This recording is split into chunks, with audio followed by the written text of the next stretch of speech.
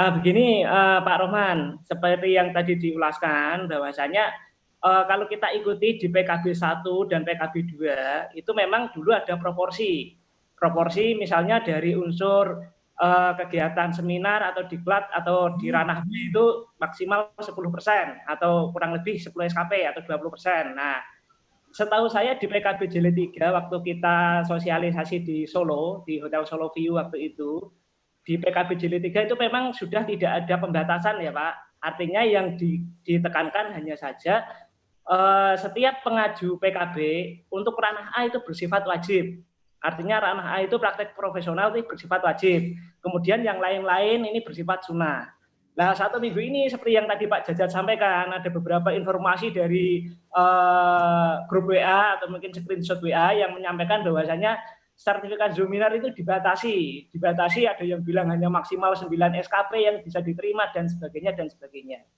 Nah, ini saya tanyakan ke Pak Rohman, apakah betul demikian Pak? Karena sampai hari ini verifikator DPD itu belum menerima surat edaran apapun, baik dari DPP maupun DPW terkait adanya pembatasan jumlah SKP yang boleh diterima.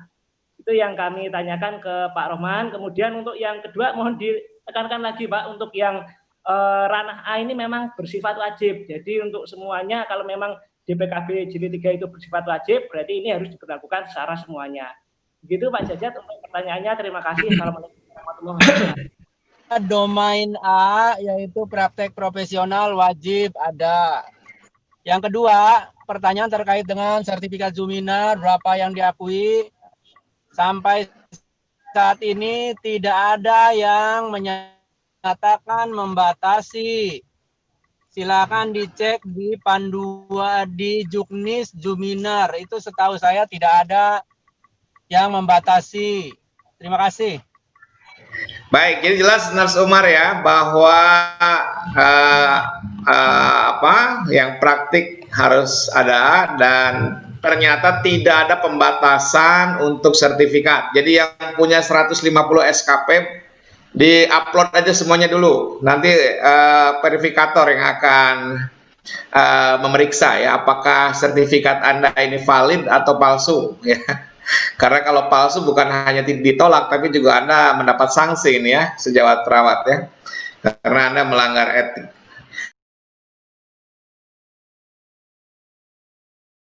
Begini Pak, kan sebenarnya tidak semua setelah lulus perawat, setelah lulus kuliah perawat, ada mungkin beberapa, salah satunya saya yang tidak langsung bekerja, bahkan mungkin pengalamannya sangat sedikit.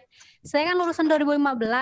Nah, dari 2015 sampai saat ini saya belum bekerja, jadi saat itu langsung menikah. Nah, dan termasuk saya belum daftar NIRA. Sekarang mau mendaftar NIRA. Di situ ada pembiayaan untuk virtual account yang 260.000 per tahun. Pertanyaannya, apakah saya harus membayar yang sebelum saya daftar itu 5 tahun sebelumnya atau dihitung saat sekarang saja? Gitu, Pak. Ya, kewajiban melakukan pembayaran terhitung sejak yang bersangkutan mendaftar sebagai anggota.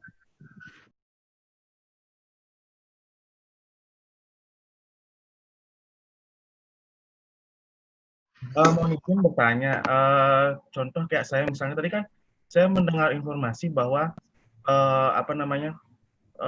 domain dari praktik profesional keperawatan harus dipenuhi.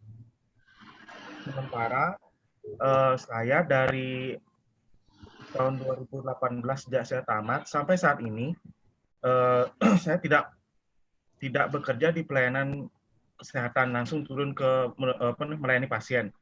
Saya kerjanya di dinas kesehatan kebetulan.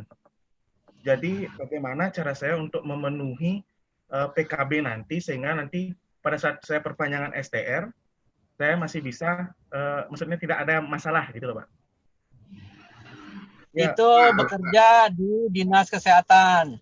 Ya, yang pertama Pak, Bapak berarti tidak melayani langsung pasien kan?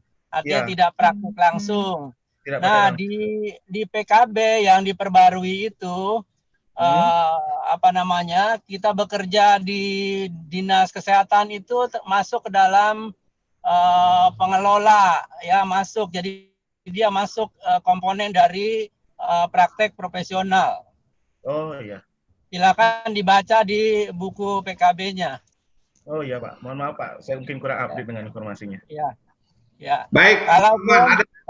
Kalau misalnya ada anggota yang tidak bekerja, tapi yang bersangkutan melakukan aktivitas lain, misalnya pengabdian masyarakat mengerjakan, pengembangan ilmu mengerjakan, kemudian satu lagi itu, dan dia tidak mengerjakan praktek profesionalnya, maka praktek profesional bisa diisi dengan melakukan menyelesaikan modul yang tersedia. Modulnya adalah modul yang berkaitan dengan praktek profesional. Itu ada di buku PKB halaman belakang. Oh ya Pak. Baik. Baik, terima kasih Pak Roman. Saya kira ini juga banyak pertanyaan karena ada di antaranya yang punya STR sudah 5 tahun nggak dapat kerja, ya. Saya kira bisa terjawab ya. Jadi STR-nya sudah mau habis, kerjanya belum dapat juga ya. Baik, saya kira sudah bisa terwakili pertanyaannya.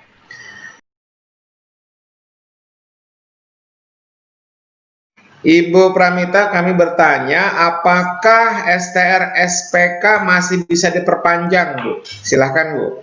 Ya, baik, terima kasih. Untuk STR SPK, ini sampai batasnya hanya tahun ini aja, Pak. Sampai 2020. Ya, sampai 2020 saja untuk yang SPK. Berarti kalau perpanjang sekarang sampai 2025 berlakunya? Kayaknya enggak. Oh enggak, berarti tidak bisa diperpanjang lagi, Bu ya? Ya, jadi sampai 2020 saja. Oke.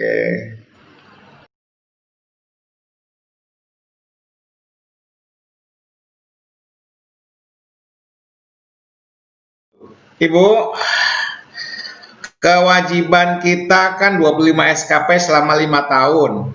Kalau saya sekarang sudah dapat 50 SKP, lalu saya upload semua, apakah tahun depan saya masih harus ikut seminar dan pelatihan atau cukup tahun ini saja? Silahkan dijawab, Bu. Waduh, itu kan ada tim validatornya ya untuk untuk kecukupan SKP ini. Kalau berarti kan kita nabung ya, misalnya nabung untuk sekarang perbanyak STR-nya, perbanyak SKP-nya. Kemudian tahun depan kita nggak ada lagi mengupload sertifikat-sertifikat yang ada SKP-nya itu. Kalau secara mungkin lihat lagi tujuannya ya, diadakannya atau diperolehnya STR yang ada SKP itu kan untuk mempertahankan kompetensi kita. Kalau kita menyicil dari tahun ini atau tahun sebelumnya, terus kita gunakan untuk tahun yang akan datang, kan secara kompetensi pun nggak terjaga.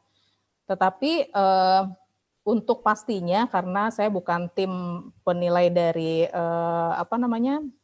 PKB online, jadi mungkin saya agak kurang bisa menjawab dengan baik.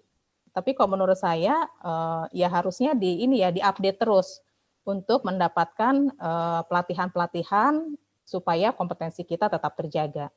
Ya, jadi periode STR itu 5 tahun ya.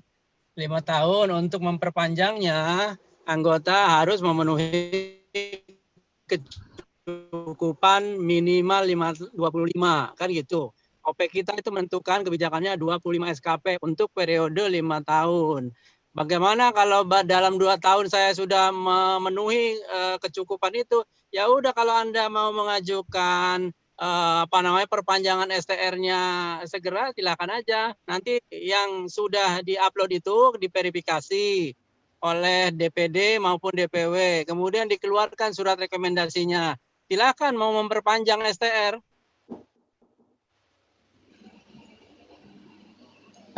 Kalau saat ini tidak memperpanjang, Pak. Jadi tahun ini mengisi 50 SKP, lantas 4 tahun ke depan dia tidak mengisi lagi. Apakah bisa? Bisa.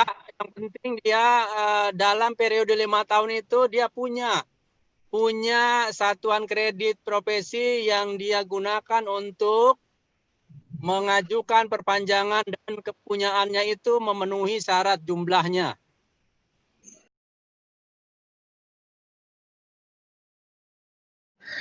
Mungkinkah PPNI mengadvokasi kepada pemerintah untuk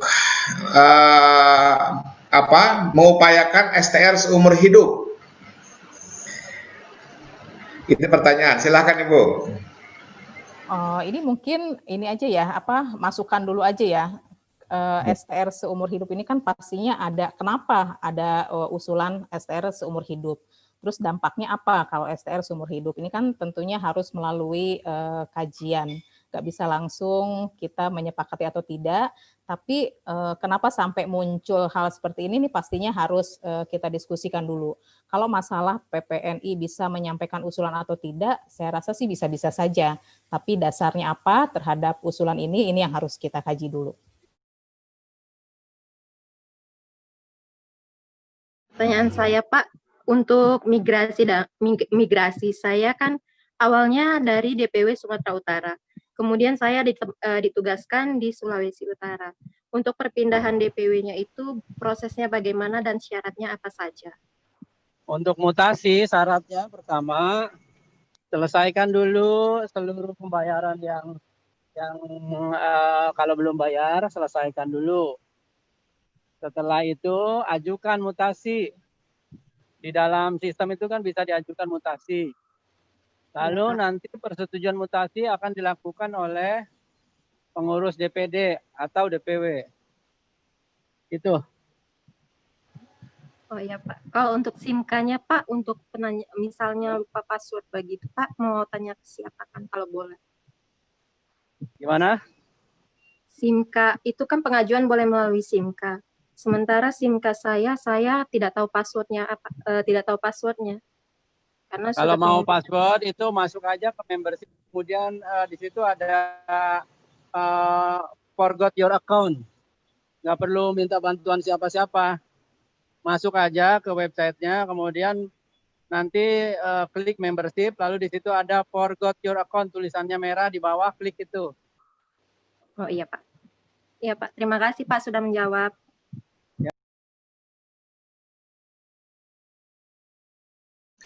Kalau STR saya mati 2019, apakah saya harus membayar iuran dari 2014 ke 2019 atau cukup 2019 saja?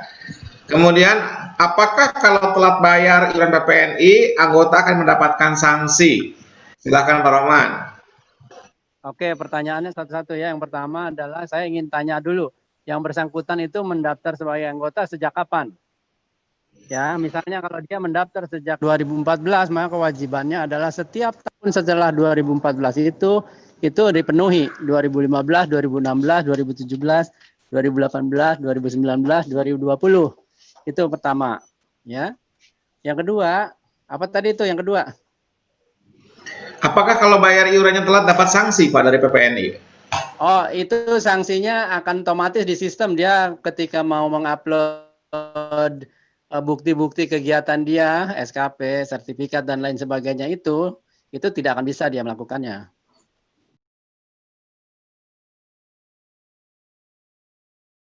Ibu, bagaimana kalau STR saya sudah kadaluarsa lebih dari 3 tahun?